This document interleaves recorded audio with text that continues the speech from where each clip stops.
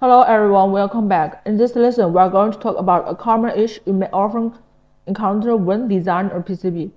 A component suddenly refuses to move. So what's actually going on? The reason is usually very simple. Some layers or objects in the software have been locked.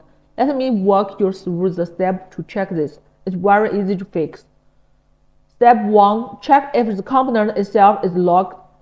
First, select the component that you can't move. On the right-hand side, open the Properties panel and look for the locking option. If it says yes, that means the component is locked in place. Switch it to no, and the component will move normally again. Step 2. Check if the layer is locked. If the component isn't locked but still won't move, then it's time to check the layer settings.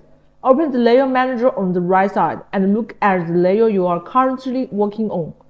If you see a small lock icon next to that layer, it means the layer is not editable. Simply unlock it and your component will be movable again.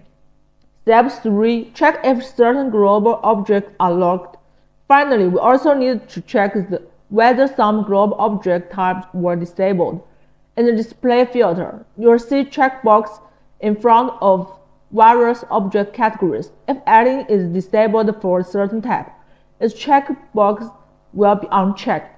Just turn those checkboxes back on, and everything will work normally. To summarize, whenever a component won't move, go through these 3 checks. Is the component locked? Is the layer locked? Is any object category disabled? Following this step will almost always solve the problem. Alright, that's all for today. If you found this explanation helpful, feel free to follow along with the upcoming lessons. I'll see you in the next class.